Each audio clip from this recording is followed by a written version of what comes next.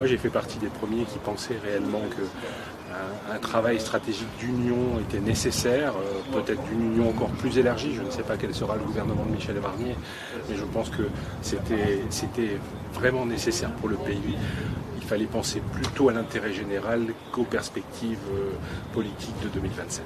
Maintenant, c'est quoi? C'est le pacte législatif qui avait été élaboré ou il va falloir rediscuter parce que vous allez devoir travailler avec les macronistes que vous avez beaucoup critiqués quand même? Le pacte législatif, c'est une très bonne base. Il a été validé à la fois par les députés LR de l'Assemblée nationale et la majorité sénatoriale. À partir de là, c'est vrai que tout peut se discuter. C'est la politique définie par le Premier ministre et son gouvernement qui sera adossé sur ce pacte, bien sûr, je le pense, probablement avec des modifications, c'est nécessaire. Le gouvernement aura besoin d'afficher sa marque.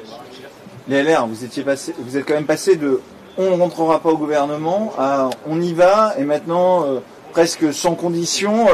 On sent que ça a très vite changé quand même. Il y a pas un petit, il y en a qui ont l'air gênés quand même de ce changement de pied. Moi, je ne suis pas gêné, je faisais partie des premiers qui pensaient que ça devait se passer comme ça. Donc, effectivement, peut-être que pour certains, cette conversion, cette mutation a été probablement difficile. Elle s'est passée aussi par le fait que le président de la République a annoncé quand même qu'il souhaitait avoir un Premier ministre de centre-droit plutôt que de centre-gauche. Et à partir de là, forcément, tout est possible. Mais c'est vrai que cette transformation, à la fois rapide, à la fois peut-être brutale pour certains, s'est opérée quand même dans de pas trop mauvaises conditions. Et maintenant, les dossiers en dehors du budget qui va être forcément prioritaire, les textes, on sait que les LR voulaient revenir sur le texte immigration, pouvoir faire passer ce qui avait été voté par le Sénat, tout ça. C'est ça que vous allez mettre sur la table? Laissons le Premier ministre faire sa déclaration de politique générale, laissons-le nommer son gouvernement. Je pense qu'on parle de la semaine prochaine et c'est très bien.